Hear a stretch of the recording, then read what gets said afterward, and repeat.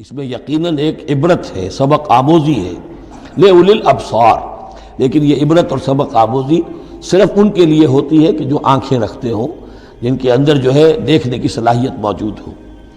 اب یہ آج بڑی اہم آ رہی ہے فطرت انسانی کے اعتبار سے۔ ظاہر بات ہے کہ چونکہ یہاں خاص طور پر میں نے عرض کیا تھا کہ یہود کی طرف ایک جو ہے وہ ایک روح سخن موجود ہے اہل کتاب کی طرف، اور اس واقعے کے اندر تو خاص طور پر جن لوگوں کے اندر کہ یہ دنیا کی محبت زیادہ شدید ہوتی ہے، تو اس کا ایک اثر بتا رہے ہیں کہ یہ واقعتاً اللہ نے فطرت انسانی میں رکھی ہے، اس لیے کہ یہ دنیا جو ہے اسے اللہ نے چلانا ہے، اس کی رونقیں رکھنی ہے جب تک اس کی مرضی ہے، قیامت تک تو اسے آباد رکھنا ہے۔ اولاد پیدا ہوگی تو دنیا قائم رہے گی، نسل چلے گی، مرد اور عورت کی ایک دوسرے کے ساتھ کشش ہوگی تو اولاد پیدا ہوگی، اور یہ تمام چیزیں جو ہیں دولت کی کوئی طلب ہوگی تو آدمی محنت کرے گا، مشقت کرے گا، کمائے گا۔ تو اس لیے یہ چیزیں فطرت انسانی میں ہیں، یہ بیسک اینیمل انسٹنکٹس ہیں۔ بس ضرورت اس بات کی ہوتی ہے کہ انسٹنکٹس کو دبا کر رکھا جائے، اللہ کی محبت، اللہ کی شریعت کو اس سے بالا تر رکھا جائے، بس یہ نہیں ہے کہ ان کو ختم کر دیا جائے۔ سیلف اینیہیلیشن اسلام میں نہیں ہے، یہ رہبانیت ہے کہ اپنے نفس کو کچل دو، ختم کر دو، نہیں، سیلف کنٹرول، اپنے آپ کو کنٹرول میں رکھو۔ یہ منہ زور گھوڑا ہے نفس انسانی کا، لیکن جتنا طاقتور گھوڑا ہوگا اتنا ہی آپ کے لیے تیز دوڑنا جو ہے وہ آسان ہوگا، لیکن جتنا منہ زور اور طاقتور گھوڑا ہے اتنا ہی اسے قابو میں رکھنے کی ضرورت بھی ہے، ورنہ اگر اس کے رحم و کرم پر سوار آ گیا تو جہاں چاہے گا پٹخنی دے دے گا۔ تو اس اعتبار سے سیلف کنٹرول ہو، گھوڑا پورا قابو میں ہو۔ البتہ یہ ہے کہ سیلف کو، اپنے نفس کو، اس کو کچل ڈالنا، سیلف اینیہیلیشن، یہ اسلام میں نہیں۔ زُیِّنَ لِلنَّاسِ حُبُّ الشَّهَوَاتِ مِنَ النِّسَاءِ، مزین کر دی گئی ہے لوگوں کے لیے ایک تو محبت جو ہے، شہوت کی محبت خواتین کے بارے میں۔ اب دیکھیے یہاں بھی قرآن مجید گویا کہ ایک طرح سے تائید کر رہا ہے فرائڈ کی۔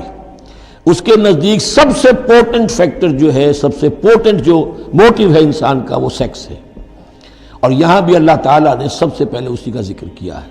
اگرچہ میرے نزدیک ضروری نہیں ہے، اس لیے کہ دوسری جگہوں پر پیٹ جو ہے، معاشی ضرورت یہ اس سے بھی سخت ہو جاتی ہے، لیکن یہ کہ واقعتاً یہ حضور نے بھی فرمایا ہے صلی اللہ علیہ وسلم، ما ترکت بعدی فتنۃ اضر علی الرجال من النساء، میرے بعد اب مردوں کے لیے عورتوں کے فتنے سے بڑا فتنہ اور کوئی نہیں ہے۔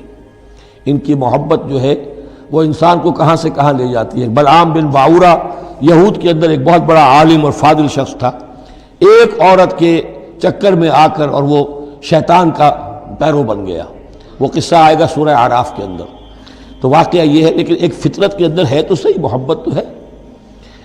زُیِّنَ لِلنَّاسِ حُبُّ الشَّهَوَاتِ مِنَ النِّسَاءِ وَالْبَنِينَ، اور بیٹے انسان کو بہت پسند ہیں، بیٹے ہوں، اس کا نام چلتا رہے، بڑھاپے کا سہارا بنے۔ وَالْقَنَاطِيرِ الْمُقَنطَرَةِ مِنَ الذَّهَبِ وَالْفِضَّةِ، اور یہ کہ خزانے ہوں جمع کیے ہوئے سونے کے اور چاندی کے۔ وَالْخَيْلِ الْمُسَوَّمَةِ، اور گھوڑے ہوں، بڑے نسل والے گھوڑے جو ہیں جن پر کے نشان لگے ہوئے ہوتے ہیں، پیڈگری ہوتی ہے ان کی۔ وَالْأَنْعَامِ، اور مویشی ہوں، مال جو ہے پنجاب میں اور سرائکی کے علاقے میں مال کہتے ہی جانوروں کو ہیں، ان حیوانات کو ہیں، مال مویشی۔ وَالْأَنْعَامِ وَالْحَرْثِ، اور کھیتی۔ ذَلِكَ مَتَاعُ الْحَيَاةِ الدُّنْيَا، بس جو نقطۂ اعتدال ہے وہ یہ ہے کہ جان لو یہ ساری چیزیں اس دنیا کی زندگی کا ساز و سامان ہے۔